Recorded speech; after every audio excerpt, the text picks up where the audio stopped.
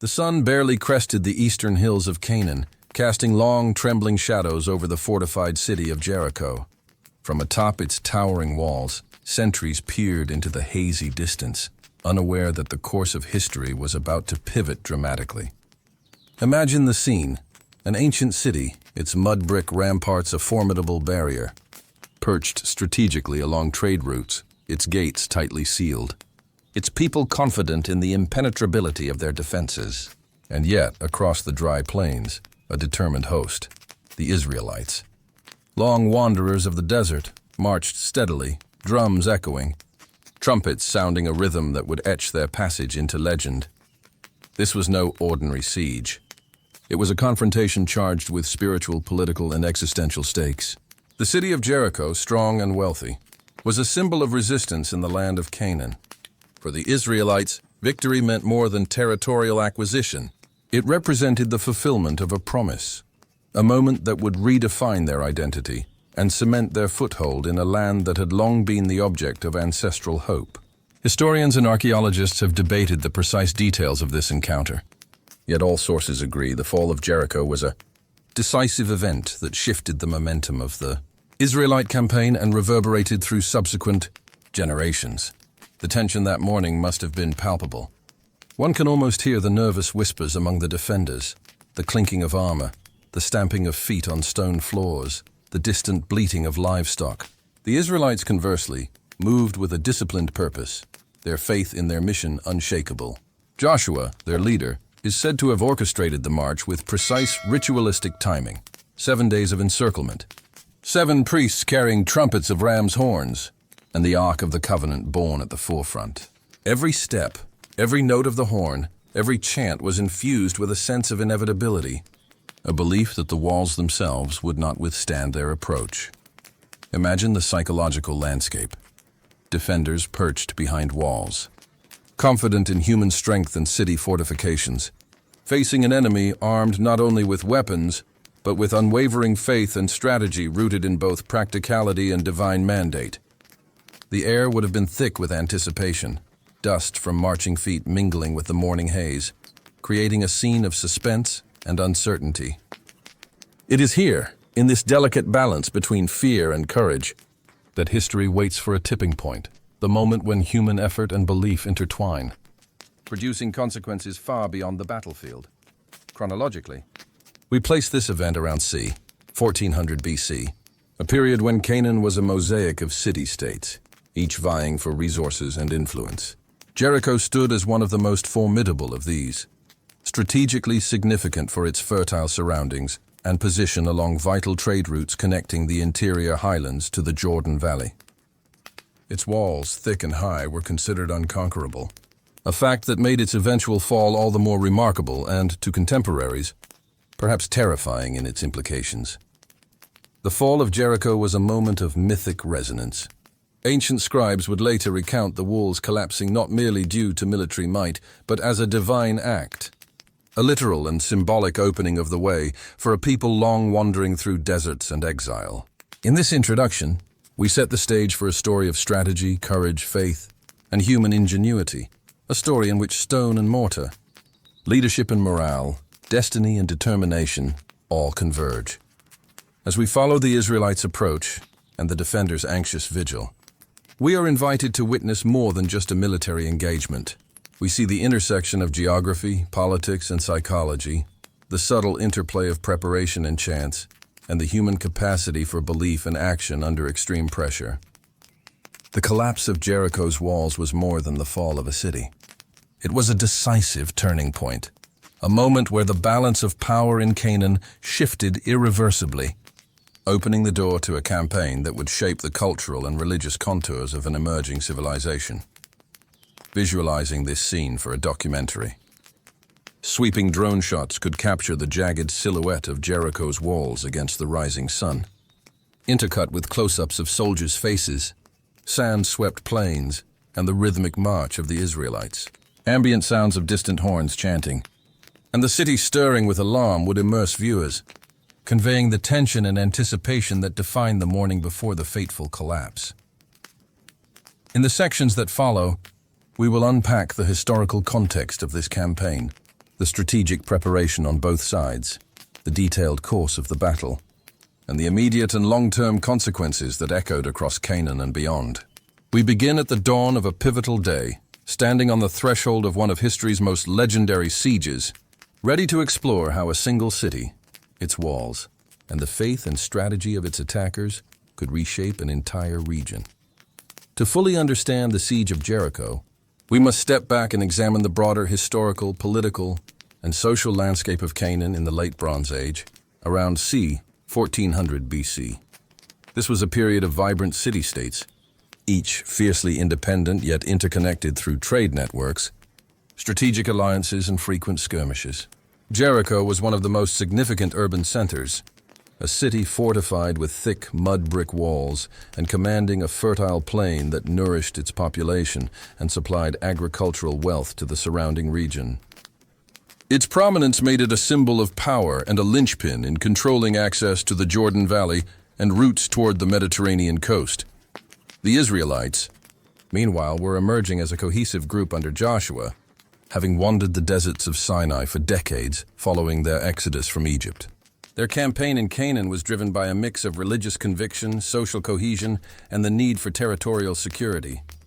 Unlike the city-states they faced, the Israelites lacked permanent fortifications, sophisticated chariots, or established political infrastructure. Their strength lay in mobility, unified purpose, and the leadership of figures such as Joshua, who could inspire both obedience and belief in a higher mandate. Canaan at this time was not a unified nation, but a patchwork of autonomous city-states, including Jericho, Ai, Hazor, and others. These cities were often fortified, wealthy, and politically ambitious, maintaining garrisons and walls that were considered nearly impregnable. Their rulers, likely hereditary kings or local chiefs, were highly invested in preserving independence and controlling trade. Jericho's king, though unnamed in historical records outside biblical accounts, would have been acutely aware of the potential threat posed by a new, determined population entering the region. Economically, Jericho thrived on agriculture and trade. Its location near the Jordan River provided fertile soil for crops and a conduit for commerce. Socially, city life was stratified.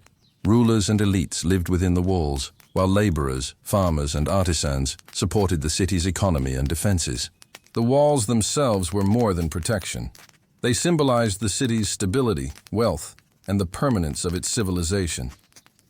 For the Israelites, capturing Jericho meant access to critical resources and a foothold from which to expand into Canaan.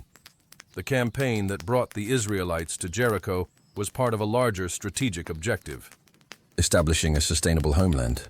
Unlike other ancient campaigns, this was framed not solely as territorial conquest, but also as a fulfillment of divine promise. The Israelites' advance had already been punctuated by reconnaissance, negotiations, and smaller skirmishes. Notably, prior engagements and intelligence gathered through spies, such as the famous reconnaissance mission led by 2 Israelite scouts, provided critical insight into the city's defenses, layout, and vulnerabilities. These preliminary efforts underscored that this was a battle as much of preparation and observation as of force. From a military perspective, the contrast between the Israelites and the city-states of Canaan was stark. Jericho's forces relied on fortifications, trained soldiers familiar with siege defense, and the natural advantages of high walls.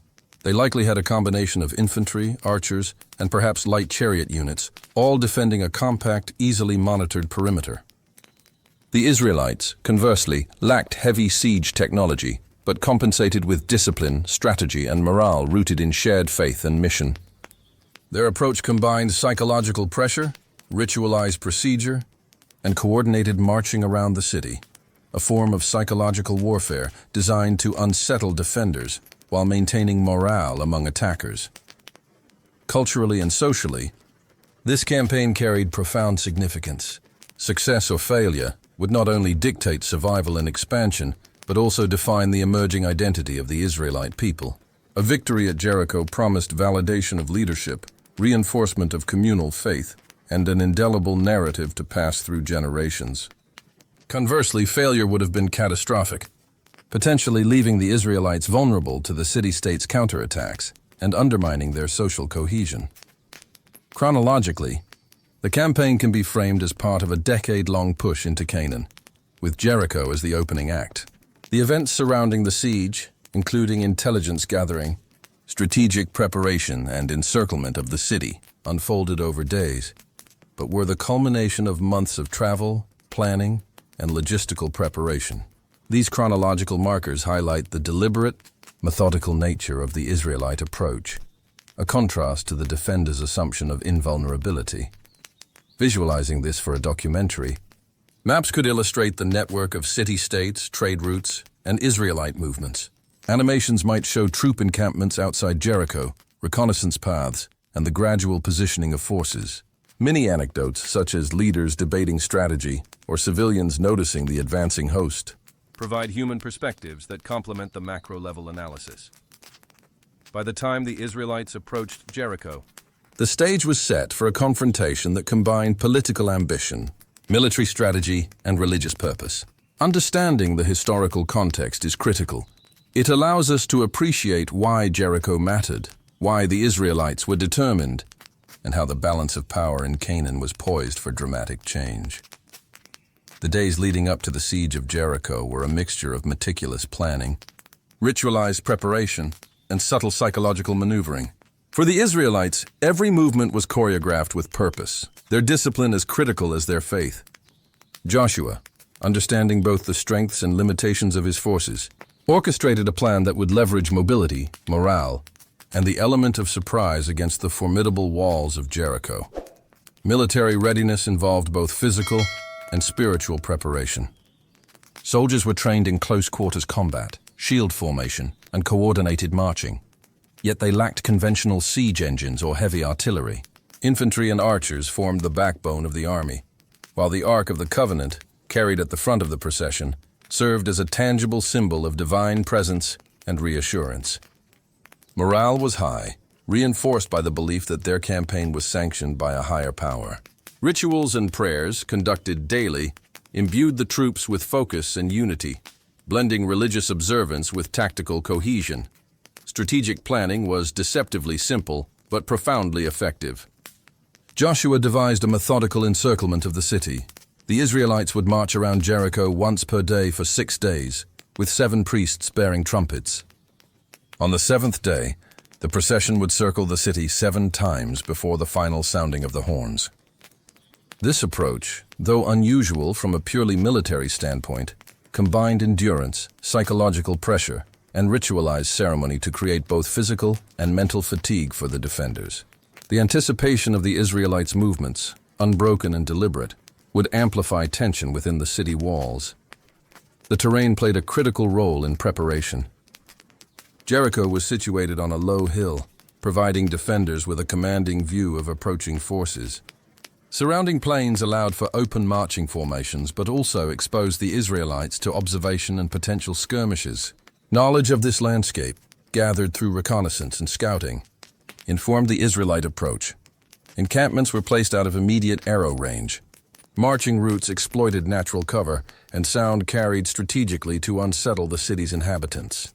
Small mobile units conducted periodic patrols to monitor the city's readiness, ensuring that no defensive reinforcements or sallying forces could catch them unprepared. Intelligence and espionage were equally crucial.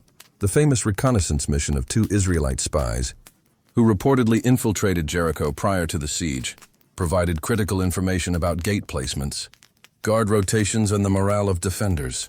This intelligence allowed Joshua to plan the encirclement with confidence, predicting not only the city's vulnerabilities, but also the psychological state of its inhabitants. The tension inside Jericho, compounded by uncertainty about the Israelites' intentions and timing, was as much a weapon as swords and shields. Psychological preparation extended beyond the soldiers. Symbols, rituals, and chants created a sense of inevitability. The continuous, unbroken marches around Jericho's walls projected discipline and determination. The presence of the ark, the sounding of the horns, and the chanting of sacred songs reinforced the perception that the Israelites were unstoppable, that their cause was righteous, and that the city's walls could not hold against divine sanction. For the defenders, this must have been profoundly unnerving. High walls could protect the body, but morale, shaken by ritual and repetition, could erode the will to resist. For the city of Jericho, preparation took a more conventional form. Guards manned the walls day and night, weapons were sharpened, and troops were stationed strategically at gates and towers. Archers could rain arrows upon approaching formations, while infantry stood ready to repel any sallying attacks. The walls themselves, thick and imposing, were the city's ultimate defense, bolstered by the natural advantage of elevation and the belief that no outside force could overcome them. However, the defenders faced a unique challenge.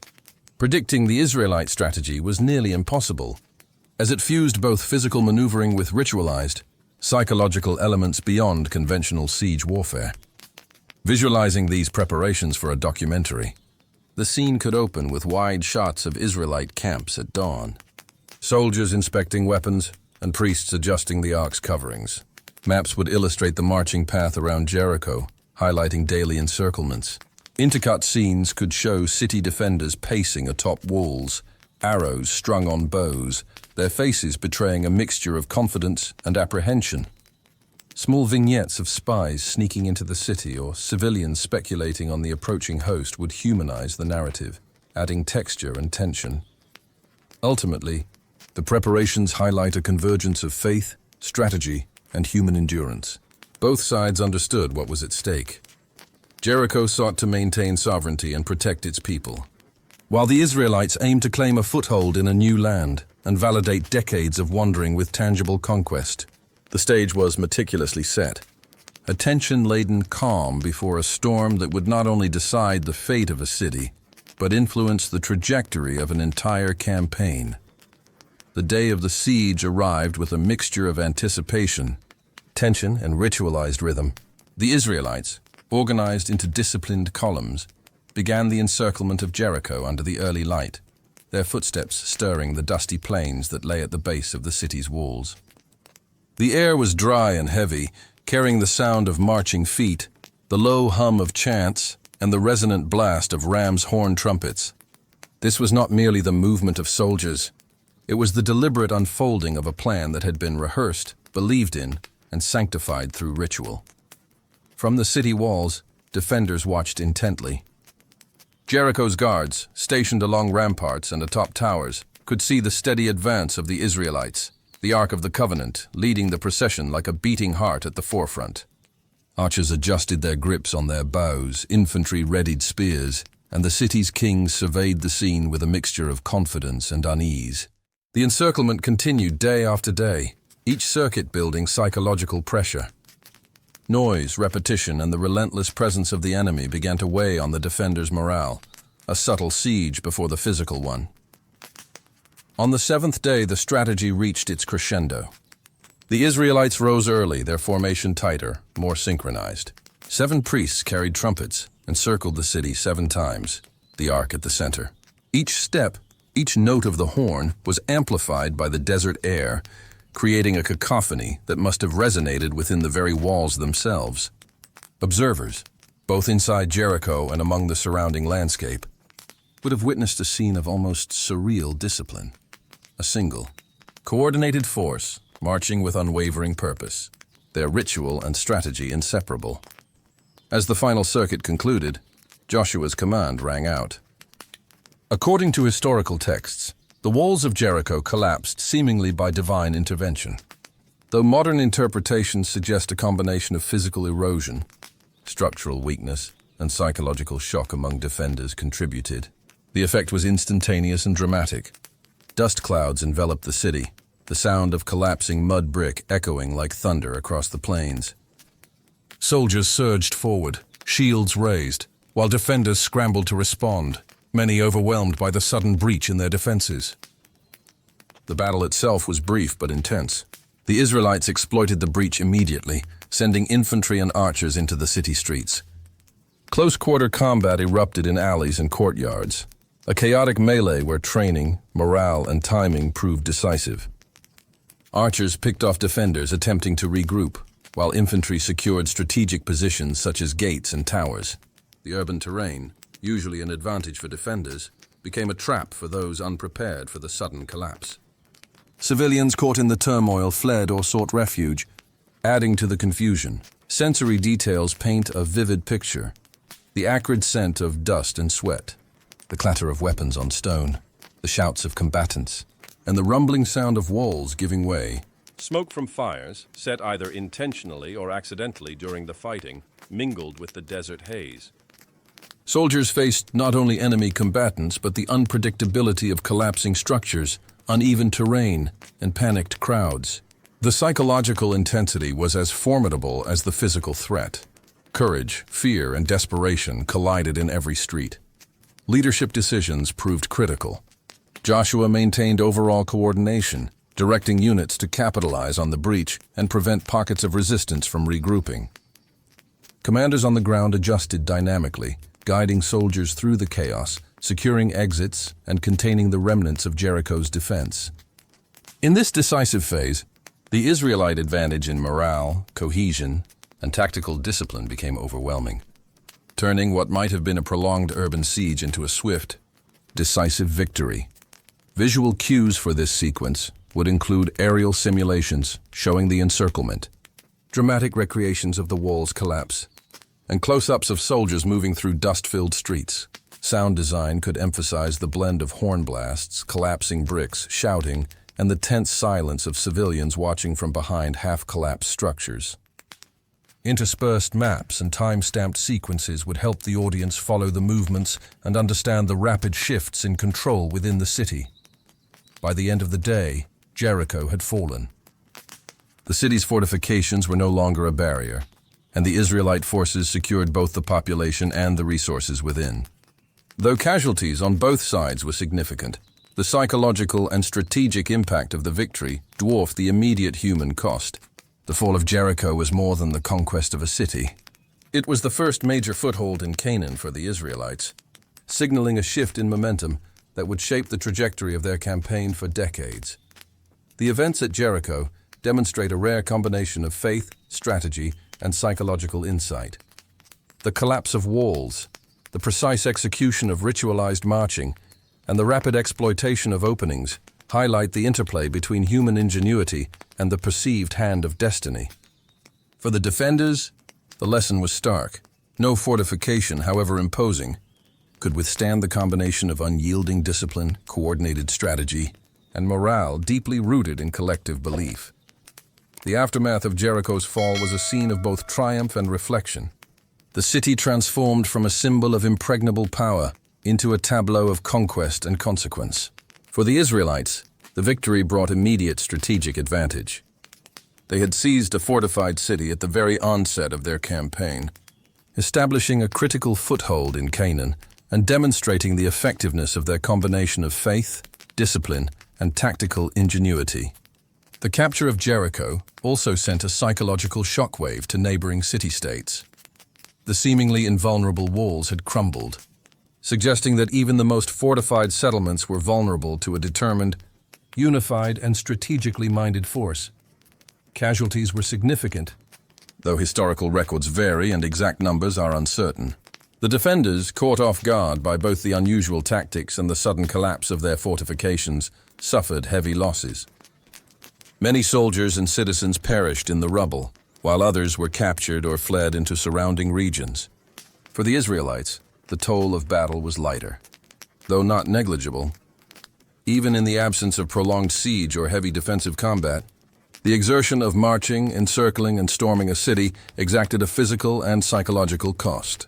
Witnesses would have observed a mixture of exhilaration, fatigue, and relief as soldiers and priests alike navigated the aftermath of the intense day. Leadership responses were immediate and decisive. Joshua, aware of the importance of consolidating victory, ensured that the city was secured, supply lines were protected, and any remaining pockets of resistance neutralized. The Ark of the Covenant continued to serve as a focal point for both command and morale, reinforcing the symbolic message that divine favor had sanctioned the conquest.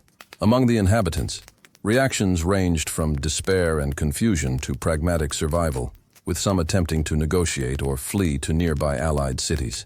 The king of Jericho, along with his court and soldiers, either perished in combat, were captured, or vanished from the historical record, leaving a power vacuum that the Israelites quickly filled. From a social perspective, the fall of Jericho had profound consequences. Civilians had witnessed not only the destruction of physical infrastructure, but also the unraveling of social hierarchies and established authority. Families were displaced, homes were damaged, and the familiar rhythms of city life were abruptly interrupted. However, the capture of the city also meant access to stored resources, fertile lands, and infrastructure that could be repurposed for the Israelites' strategic and societal needs. Archaeological evidence suggests that rebuilding and repurposing were often part of such post-conquest transitions, though the precise nature of Jericho's immediate reconstruction remains debated. Strategically, the capture of Jericho enabled the Israelites to secure a key logistical position for future operations in Canaan. Control of the city provided a staging ground for deeper incursions into the heart of the region, allowing supply lines to be established and morale to be maintained across dispersed forces. It also served as a symbolic victory. News of Jericho's fall would have traveled quickly to other city-states, eroding confidence in their defenses and amplifying the psychological advantage of the Israelites. Neighboring rulers, recognizing the shift in balance, were forced to reconsider alliances. Garrison placements and defensive strategies, marking the beginning of a cascading influence on the broader campaign. For visual storytelling, the immediate aftermath could be represented through panoramic shots of the city in ruins, interspersed with close-ups of soldiers clearing rubble, civilians observing in shock, and priests raising the ark in triumph. The sensory palette would include the creaking of unstable structures, the low murmur of displaced citizens, and the faint smell of dust and smoke lingering in the air, emphasizing the tangible consequences of the battle. Maps and time-stamped sequences could illustrate the transition from encirclement to occupation, highlighting key areas of the city that were seized or secured first. In essence, the immediate aftermath of Jericho's fall exemplifies the intersection of strategy, morale, and consequence. It was not merely a victory of force, but a demonstration of the power of preparation, unity, and the psychological dimensions of warfare. The Israelites had converted meticulous planning and religious conviction into tangible results, reshaping both the physical and political landscape of Canaan in a single, decisive stroke. The stage was now set for continued campaigns, with Jericho as both a literal and symbolic foothold from which the Israelites would expand, consolidate, and define their emerging identity in the region. The fall of Jericho resonated far beyond the immediate battlefield, setting in motion a series of political, cultural, and military consequences that would echo for generations. Strategically, Jericho became the first major foothold for the Israelites in Canaan, a launchpad for subsequent campaigns that aimed to consolidate territory, secure resources, and establish a lasting presence. The city's capture demonstrated the efficacy of combining discipline, innovative tactics, and psychological operations, creating a blueprint for future engagements against fortified settlements. Politically, the victory altered the balance of power in the region. Neighboring city-states, previously confident in the impregnability of their own walls, now faced the reality that the Israelites could successfully execute coordinated sieges. Alliances and rivalries shifted as rulers recalibrated their defensive strategies and reconsidered diplomatic ties. For the Israelites, the triumph solidified Joshua's reputation as a capable and divinely sanctioned leader, strengthening internal cohesion and legitimizing his command over both military and civil affairs.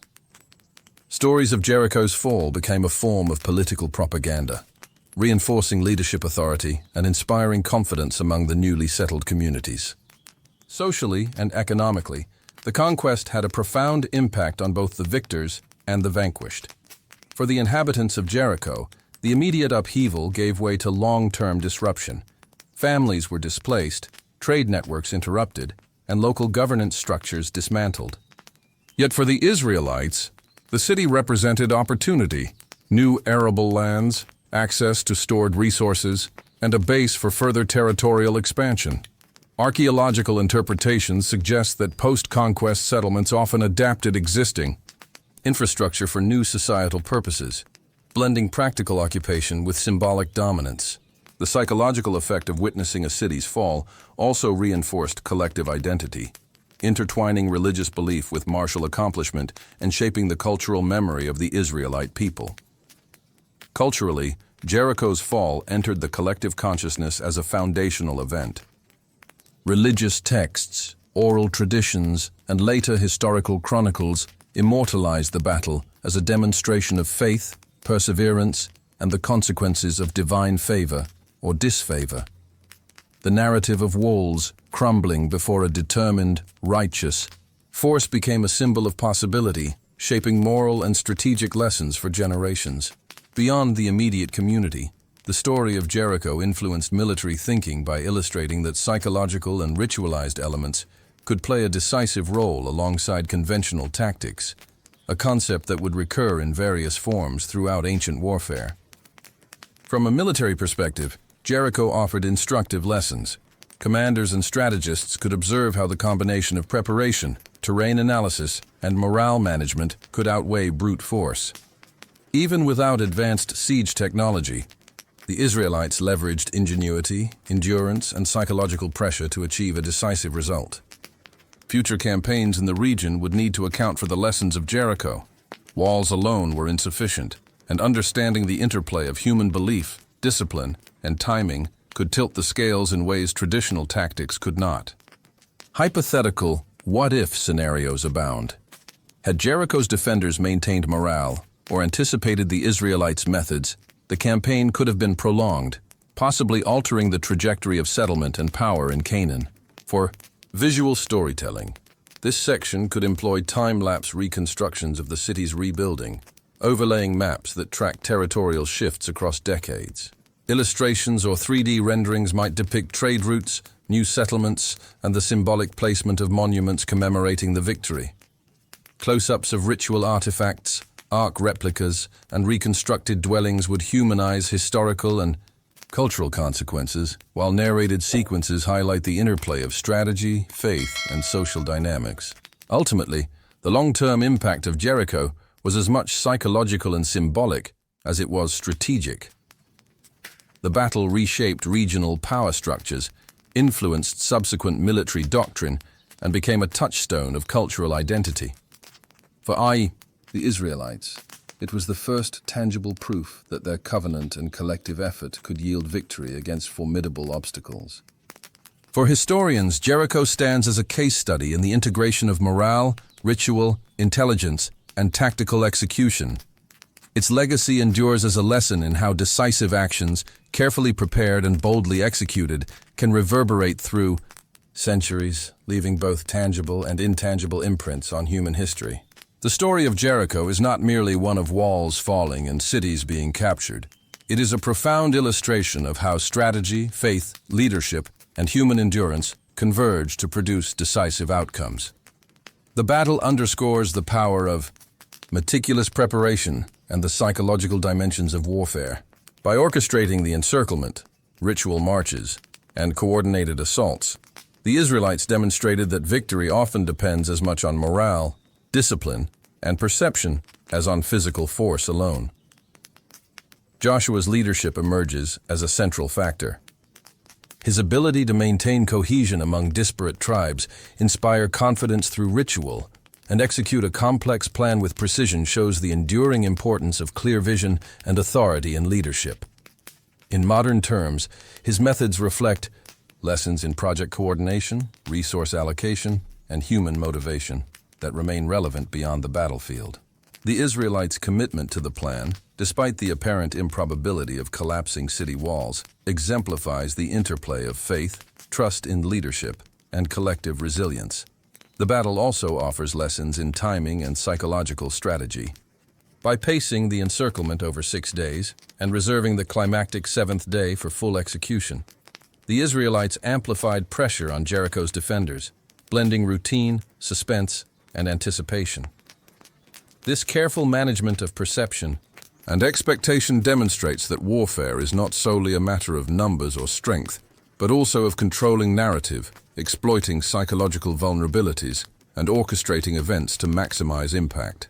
For civilians and soldiers alike, Jericho illustrates the human costs of conflict and the enduring consequences of conquest. Lives were disrupted, homes destroyed, and societal structures dismantled.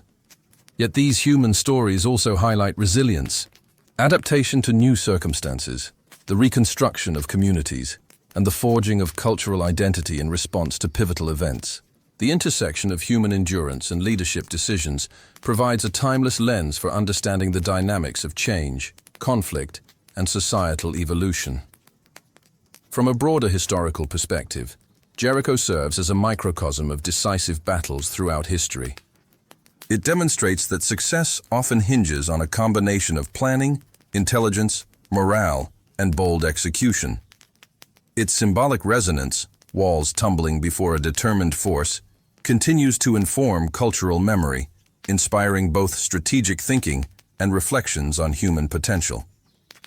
In essence, Jericho was not only a battle for territory, but also a battle for narrative, identity, and precedent. For visual storytelling, the conclusion could employ panoramic shots of reconstructed landscapes, maps showing campaign outcomes, and artistic renderings of Israelite victory celebrations. The narration might overlay reflective imagery, monuments, desert vistas, and the enduring ruins of ancient Jericho, evoking both historical gravity and human continuity. The combination of reflection, analysis, and visual representation allows the audience to connect emotionally and intellectually, reinforcing why the battle was truly decisive. Ultimately, Jericho teaches enduring lessons. Meticulous preparation and leadership can overcome formidable obstacles. Psychological and moral dimensions are as crucial as physical force, and decisive actions can leave a legacy that shapes culture, identity, and historical memory for generations. Its story resonates across time, providing both inspiration and caution for leaders, strategists, and societies navigating challenges today.